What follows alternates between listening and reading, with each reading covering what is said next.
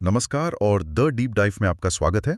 आज हमारे पास जो सोर्सेज हैं वो हमें कुछ बहुत ही दिलचस्प केमिकल्स की दुनिया में ले जा रहे हैं। Halogenated Organics. अब ये नाम सुनने में थोड़ा भारी भरकम लगता है ना। हाँ, काफी टेक्निकल लगता है। पर असल में ये वो चीज़ें हैं जो हमारी ज़िंदगी का कहीं ना कहीं हिस्सा रही हैं। तो आज इन सोर्सेज के ज़रिए हमारी पड़ताल का मिशन ये समझना है कि ये केमिकल्स एक ही साथ हीरो और विलन दोनों का रोल कैसे निभा रहे थे। सही कहा। एक तरफ इन्होंने हमारी जिंदगी आसान बनाई, बीमारियों से बचाया, और दूसरी तरफ बहुत चुपके से हमारे और इस प्लैनेट के लिए एक बड़ा खतरा बन गए। बिल्कुल, और हम इसे कुछ हिस्सों में देखेंगे। पहले बात करेंगे उन सॉल्वेंट्स की जो इंडस्ट्री के, आप समझिए कि रीढ़ की हड्डी थे। ठीक है। फिर देखेंगे कुछ स्पेशल केमिकल्स जैसे कीटनाशक, जिन्होंने वाकई लाखों जानें बचाईं। और आखिर में हम उन स्थायी प्रदूषकों की बात करेंगे जो जो आज भी हमारे पर्यावरण में मौजूद हैं और शायद हमेशा रहेंगे। तो चलिए इस कहानी की परतें खोलते हैं। चलिए। अच्छा, तो शुरू करते हैं। इन सोर्सेस को पढ़ते हुए जो पहली बात मेरे दिमाग में आई वो वाकई हैरान करने वाली थी। क्या कोई सोच सकता है कि कॉफी से कैफीन निकालने के लिए और पेंट हटाने के लिए एक ही केमिकल इस्तेमाल हो सकता है? सुनने में बहुत अजीब लगता है ना? पर यह सच है। इसका नाम है डाइक्लोरोमीथेन। हाँ, और यही इसका वो डबल रोल दिखाता है। एक तरफ ये इतना सौम्य है कि फूड इंडस्ट्री में यूज हो रहा है, और दूसरी तरफ इतना शक्तिशाली कि धातुओं को साफ कर देता है। पर यहीं पर इसकी एक डार्क साइड भी है। क्या? सोर्सेज बताते हैं कि ये सीधे हमारे नर्वस सिस्टम पर हमला करता है। ओह। अगर आप इसके हल्के से भी संपर्क में आते हैं तो सुनने और देखने की क्षमता पर भी असर पड़ सकता है। और ज्यादा मात्रा में? ज्यादा मात्रा में तो चक्कर आना, उल्टी जैसा महसूस होना, यहाँ तक कि हाथ पैर सुन्न पड़ सकते हैं। और अगर सीधे स्किन या आंखों पर लग जाए तो बहुत तेज जलन होती है। बाप रे।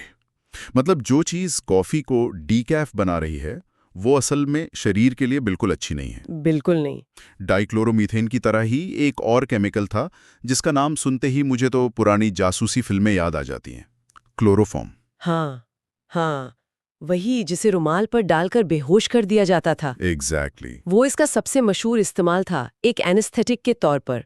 लेकिन अब उसे बंद कर दिया गया है। क्यों? क्योंकि उसके साइड इफेक्ट्स बहुत ज्यादा थे। आजकल इसका सबसे बड़ा इस्तेमाल एक दूसरे केमिकल फ्रियॉन R22 को बनाने में होता है, जो एक रेफ्रिजरेंट है। अच्छा। लेकिन क्लोरोफॉर्म के साथ एक बहुत बड़ा और कह सकते हैं छिपा हुआ खतरा है। छिपा हुआ खतरा मतलब? अगर क्लोरोफॉर्म को हवा और रोशनी में खुला छोड़ दें तो वो ऑक्सीडाइज होकर फॉस्जीन नाम की एक बेहद जहरीली गैस बनाता है। फॉस्जीन? ये नाम सुना हुआ लग रहा है। ये कोई मामूली गैस नहीं है। इसका इस्तेमाल पहले विश्व युद्ध में एक रासायनिक हथियार के तौर पर किया गया था।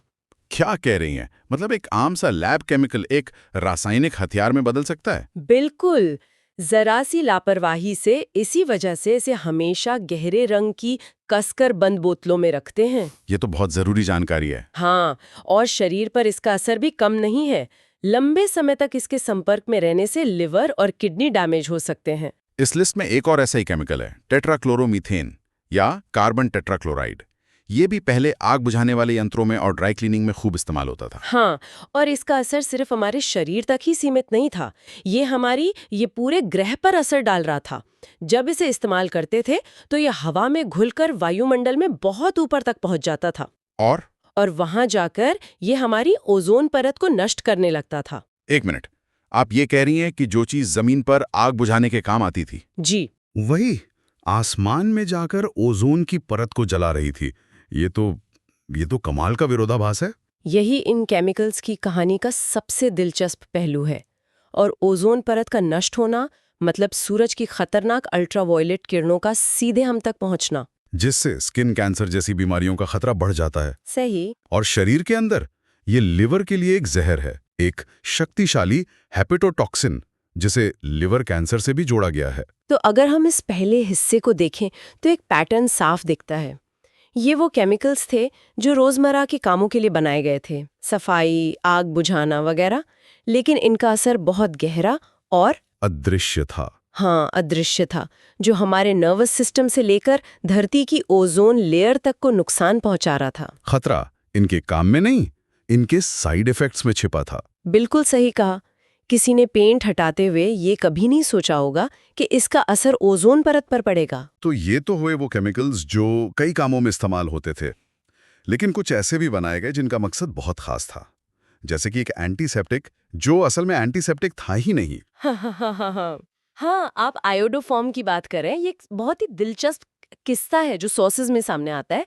इसे पुराने जमाने में घाव पर लगाने वाली एंटीसेप्टिक क्रीम्स में इस्तेमाल किया जाता था। लोगों को लगता था कि आयोडोफॉर्म खुद कीटाणु मार रहा है, लेकिन असल में वो सिर्फ एक डिलीवरी सिस्टम था। डिलीवरी सिस्टम मतलब? जब आयोडोफॉर्म त्वचा के संपर्क में आता था तो वो धीरे धीरे मुक्त आयोडीन छोड़ता था, और असल में वो आयोडीन थी जो कीटाणुओं को मारती थी, न कि पूरा आयोडोफॉर्म कंपाउंड। अरे वाह!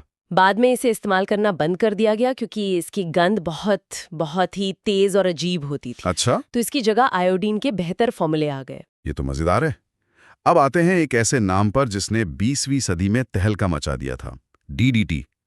सोर्सेस बताते हैं कि दूसरे विश्व युद्ध के बाद इसे किसी चमत्कार से कम नहीं माना गया था। बिल्कुल, इसे चमत्कारी कीटनाशक कहा गया। इसने मलेरिया फैलाने वाले मच्छरों और टाइफस फैलाने वाली जुओं का, आप समझिए कि लगभग सफाया कर दिया था। इसने करोड़ों जानें बचाईं। करोड़ों जाने? जी, ये इतना असरदार और सस्ता था कि कई विकासशील देशों में आज भी इसका इस्तेमाल होता है। लेकिन हर चमत्कार की एक कीमत होती है। और डीडीटी की कीमत बहुत बड़ी थी, जिसे चुकाने में हमें दशकों लग गए। यहीं से पर्यावरण की सबसे बड़ी समस्याओं में से एक की शुरुआत होती है। डीडीटी की 2 खासियतें थीं जो इसे खतरनाक बनाती हैं। क्या थी वो? एक, ये पर्यावरण में सालों साल बना रहता है, टूटता नहीं है। और दूसरा, ये पानी में नहीं घुलता बल्कि फैट यानी वसा में घुलता है। वसा में घुलने से क्या होता है? इससे 2 प्रक्रियाएं शुरू होती हैं। पहली है बायो अक्यूमुलेशन, मतलब जब कोई जीव इसे खाता है तो ये उसकी चर्बी में जमा हो जाता है, बाहर नहीं निकलता। ठीक है। और दूसरी जो ज्यादा खतरनाक है वो है बायोमैग्निफिकेशन। ये क्या होता है? इसे ऐसे समझिए, एक छोटी मछली पानी से थोड़ा डीडीटी अपने अंदर लेती है, फिर एक बड़ी मछली ऐसी 10 छोटी मछलियों को खाती है, तो उसके अंदर 10 गुना डीडीटी जमा हो जाता है। ओके। फिर एक बाज उस बड़ी मछली को खाता है और उसके अंदर 100 गुना डीडीटी पहुंच जाता है। हर कदम पर जहर की ताकत बढ़ती जाती है। और इसका नतीजा क्या हुआ? नतीजा भयानक था। ये मछलियों के लिए जहरीला साबित हुआ, और खाद्य श्रृंखला में जो सबसे ऊपर बैठे पक्षी थे, जैसे बाज, उन पर सबसे बुरा असर पड़ा होगा। सबसे बुरा। डीडीटी उनके शरीर में कैल्शियम मेटाबॉलिज्म को बिगाड़ देता था, जिससे उनके अंडों के छिलके इतने पतले हो जाते थे कि वो बच्चे निकलने से पहले ही टूट जाते थे। ओह! पक्षियों की आबादी तेजी से गिरने लगी। ये सुनना ही कितना डरावना है। एक कीटनाशक जो इंसानों को बचा रहा था, वो पंछियों की पूरी नस्ल खत्म कर रहा था। इन्हीं विनाशकारी प्रभावों के कारण अमेरिका और कई दूसरे देशों ने इस पर बैन लगा दिया। डीडीटी की कहानी हमें सिखाती है कि कैसे एक शॉर्ट टर्म समाधान एक बहुत बड़ा लॉन्ग टर्म दुस्वप्न बन सकता है। डीडीटी की कहानी में अपने एक शब्द का इस्तेमाल किया, सालों साल बना रहता है। जी। और यही हमें हमारे अगले और शायद सबसे खतरनाक ग्रुप की तरफ ले जाता है, स्थायी प्रदूषक या कहें फॉरएवर केमिकल्स। हाँ, ये वो केमिकल्स हैं जिन्हें प्रकृति तोड़ नहीं सकती, और इस लिस्ट में सबसे ऊपर नाम आता है CFCs का, क्लोरोफ्लोरोकार्बन। जी, जिन्हें हम फ्रेयॉन के नाम से भी जानते हैं। 20वीं सदी में ये हमारी जिंदगी में हर जगह थे। Fridge, AC, spray can. इन्हें तो परफेक्ट केमिकल माना जाता था, है ना? बिल्कुल परफेक्ट माना जाता था। क्यों? क्योंकि ये किसी से रिएक्ट नहीं करते थे, ये स्थिर थे, जहरीले नहीं थे और किसी धातु में जंग नहीं लगने देते थे। आप इन्हें किसी भी चीज के साथ इस्तेमाल कर सकते थे और ये कुछ नहीं करते थे। शांत बैठे रहते थे। हाँ। लेकिन जैसा हमने पहले देखा, जो चीज इनकी खूबी होती है वही इनका सबसे बड़ा दोष बन जाती है। बिल्कुल, इनकी यही स्टेबिलिटी या स्थिरता इनका सबसे बड़ा श्राप बनी, क्योंकि ये निचले वायुमंडल में किसी से रिएक्ट नहीं करते थे। ये दशकों तक बिना टूटे वहां तैरते रहते थे और धीरे धीरे ऊपर उठकर समताप मंडल यानी स्ट्रेटोस्फीयर में पहुंच जाते थे। और वहां सूरज की तेज अल्ट्रावायलेट किरणें इन्हें तोड़ देती थीं, जिससे क्लोरीन के एटम निकलते थे। और ये क्लोरीन एटम ही असली विलन थे। ये सुपर विलन थे। एक अकेला क्लोरीन का एटम एक कैटलिस्ट की तरह काम करता है और ओजोन के हजारों लाखों अणुओं को तोड़ सकता है। लाखों? जी। ये ओजोन की उस परत को खत्म कर रहा था जो हमें सूरज की खतरनाक किरणों से बचाती है। जब वैज्ञानिकों को इस खतरे का अंदाजा हुआ तो दुनिया भर में हड़कंप मच गया। और इसी के बाद मॉन्ट्रियल प्रोटोकॉल हुआ, सही है? हाँ, 1987 में मॉन्ट्रियल प्रोटोकॉल साइन किया गया, जो शायद इतिहास की सबसे सफल अंतर्राष्ट्रीय संधियों में से एक है। इसने CFCs के उत्पादन को पूरी तरह से बंद करवा दिया और ओजोन परत अब धीरे धीरे ठीक हो रही है। क्या CFCs जैसे और भी स्थिर और खतरनाक केमिकल्स थे? हाँ, एक और कुख्यात ग्रुप है PCBs यानी पॉलीक्लोराइनेटेड बाइफिनल्स। ये भी अपनी स्थिरता और गर्मी सहने की क्षमता की वजह से बहुत काम के थे। इन्हें बिजली के ट्रांसफार्मर और कैपेसिटर में कूलेंट और इंसुलेटर के तौर पे खूब इस्तेमाल किया गया। और DDT की तरह ये भी पर्यावरण में टिके रहते होंगे दशकों तक। और ये भी बायोमैग्नीफाई होते हैं, लेकिन इनके स्वास्थ्य पर प्रभाव बहुत ज्यादा सीधे और गंभीर है। जैसे कि? इन्हें ग्रुप 1 कार्सिनोजन का दर्जा दिया गया है, जिसका मतलब है कि ये निश्चित रूप से इंसानों में कैंसर पैदा करते हैं। ओह। इसके अलावा ये हमारे हार्मोन सिस्टम के साथ खिलवाड़ करते हैं, जिन्हें एंडोक्राइन डिसरप्टर्स कहते हैं। ये थायराइड और प्रजनन हार्मोन को गड़बड़ कर देते हैं। ये सुनना ही भयानक है। मतलब हमारे घरों में, हमारे ऑफिस के पास ऐसी चीजें थी जो चुपचाप हमारे हार्मोन्स के साथ खिलवाड़ कर रही थी। सबसे चिंताजनक बात जो सोर्सेज में सामने आई वो है इनका अगली पीढ़ी पर असर। अगर गर्भावस्था के दौरान माँ इनके संपर्क में आती है तो पैदा होने वाले बच्चों में न्यूरो डेवलपमेंटल समस्याएं देखी गई हैं, जैसे कम IQ और सीखने समझने की क्षमता में कमी। ये तो एक ऐसी विरासत है जो पीढ़ियों तक चलती है। बिल्कुल। ये किसी साइंस फिक्शन हॉरर फिल्म जैसा लगता है। और इस लिस्ट में एक आखिरी नाम है PBDS। ये क्या है? क्या ये भी हमारे आसपास मौजूद हैं? शायद इस वक्त भी। ये फ्लेम रिटार्डेंट्स हैं, यानी आग लगने से रोकने वाले रसायन। ये हमारे सोफे के फोम में, गद्दों में, कंप्यूटर के प्लास्टिक में हर जगह डाले जाते थे ताकि आग आसानी से न लगे।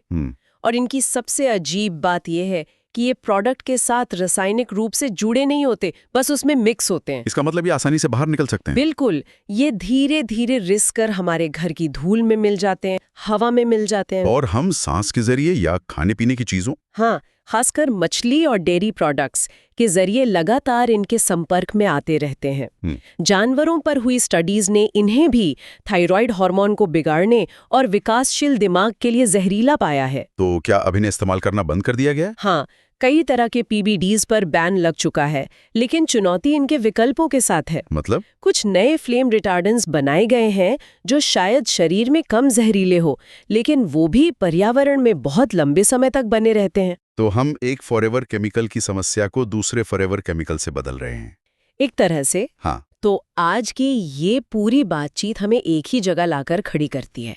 हैलोजेनेटेड ऑर्गेनिक्स की कहानी असल में इंसान के इनोवेशन और उसके अनपेक्षित परिणामों की कहानी है।